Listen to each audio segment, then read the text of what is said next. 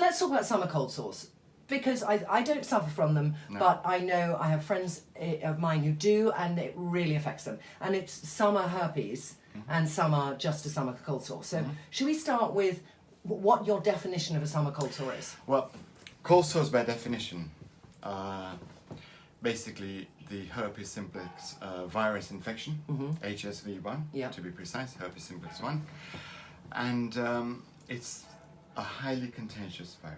Okay. So what happens is most of us, they reckon 7 out of 10 people in the world carry this virus, but for some of us, nothing happens. It's just the virus lives at the nerve endings. Yeah. And for the unfortunate ones, or for some people, whatever it is, something triggers and awakens the virus. Okay. And then every year, without fail, Yeah. summer, winter, whatever, they just end up getting a cold sore. Okay, but why do you call it summer cold sores? We call it summer cold sores because for a lot of people, this happens, ultraviolet radiation seems to trigger it. Oh, all right. Now, we don't know exactly why, but Yeah. it kind of awakens the virus. Yeah. But we also know that they may also get it in the winter, because what happens is it seems to be awakened when our immune system is down. Okay. So if we've had a fever, which is why they're called fever Yeah. sores, etc. Yeah. When we've had a fever, cold, or flu, or something like that, it seems to awaken that virus up. If we're eating poorly and we've had a bad diet, Yeah. it seems to awaken that. Okay. So it seems to be linked to lowering in the immune system, or a compromised immune system, and ultraviolet radiation, which tends to be greater obviously in the summer than it does in the winter months for most people. I mean, I have two friends who deal with it differently. One I know says she feels that itch, and as soon as she feels itch, she puts Zovirax or something on it like that. Absolutely. And the other one I see, and she's covered in them, and I kind of think, why aren't you trying to treat that? Because I'm sure it must be tricky for you. And also she has kids, and kids want to kiss their mums, and it is very, and I just think that's a tough one. There's a great debate on whether we know HSV1 is contagious. We know that for sure. But there's a debate whether if you were to use a lipstick and someone else was to use a lipstick, would that carry on? Well, would I mean, that person? I just always would never ever No, use I know, lipstick but in a shop, and I tell my daughter the same. But you're not sure if it could stay alive on the lipstick. What they're saying is it does stay alive to a degree, but only if there was, because what happens with the cold sore is it opens up. Yeah. And you get the liquid. Now, at that point in time, if you use lipstick, for example, it's active, and you've got that little liquid left over on the lipstick. That's what's contagious. That's what's contagious. So, but if it's just dry and cracky... They say that if you use your towels, or if you shared your towels, it wouldn't happen. But I just believe that anything that goes near the mouth, forget about sharing it with them. Yeah, I agree with you. 100%. And it's a tough thing, but I think one has to be careful on these. Generally speaking, I mean, cold sores tend to occur in the same place all the time. Okay. All the time. You're going to give us some solutions now. So, we've already talked about that they're linked in with a compromised immune system. So make sure that you've got a balanced, good, wholesome diet. That's step number one. Yeah. You're getting halfway there if you can do that. But what scientists have found is that there's an amino acid called arginine, and this arginine seems to awaken the virus, should we say.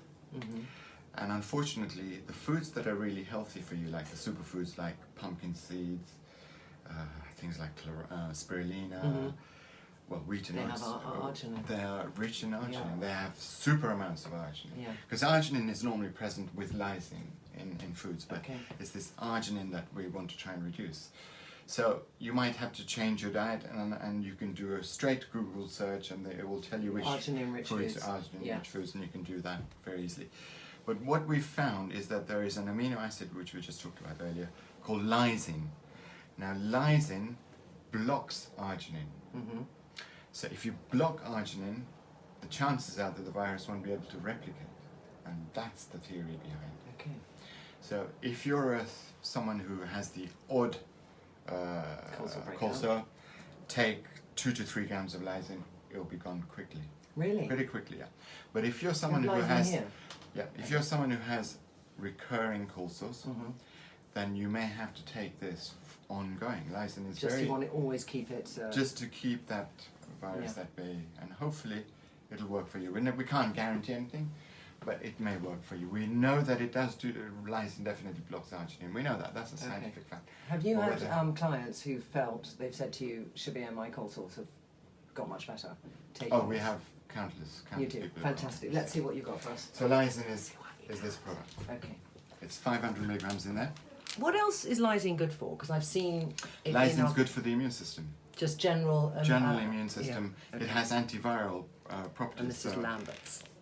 any viral infection may, you know, the theory is sound, although we're using it for cold sores. Yeah. Any viral infection, the chances are that if you block the arginine, you're Yeah. going to have a speedier recovery. Okay. Hopefully. So a viral infection generally, to me, I don't want to be too soon, but like, you know, when you have some kind of infection and the doctor says antibiotics won't help it, is this when you can think, well, let me try some lysine? Yeah. Okay, fantastic. So you've got lysine there, always on an empty stomach. Okay. Lysine tends to be deactivated with food very, very quickly. Very good. Okay. And then we talked about lysine. Well, there's a lysine lip balm. I think this would interest you to try it. So you've got lysine in a lip balm, which you can apply directly. You know, people go and use Zovirax. Yeah. But this is this can be used on an ongoing basis. But this is something I could use just as a nice lip balm. Ongoing, absolutely, absolutely. It has a little bit of a tint. It's got pomegranate seed oil, and it's very, very conditioning on the lips. I don't know how you find it, but All right.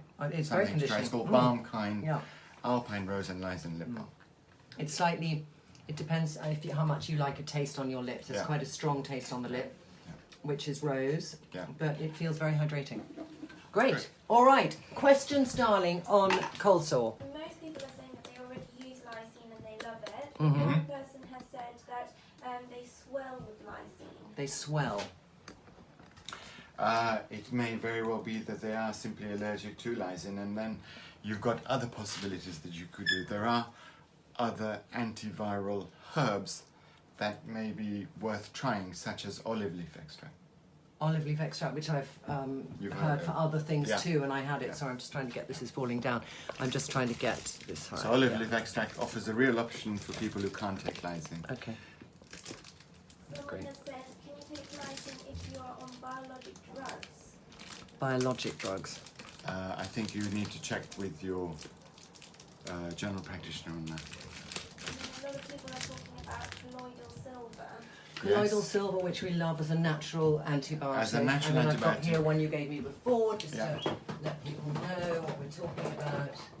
I've got here, I've got one. I don't know if you gave me that one, but I always have it here for antibacterial things. Yeah.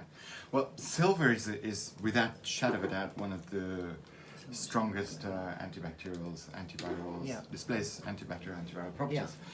But silver is not supposed to be used on an ongoing basis. Okay. Silver is supposed to be used like you would an antibiotic. Yeah. So you take it for 7, 14 days And then maximum, and then stop. Okay. So lysine offers a real option because you can take it on an ongoing Yeah, basis. so if you have reoccurring cold sores and it's the bane of your life, you build up that immunity and they could go. Correct. Very exciting.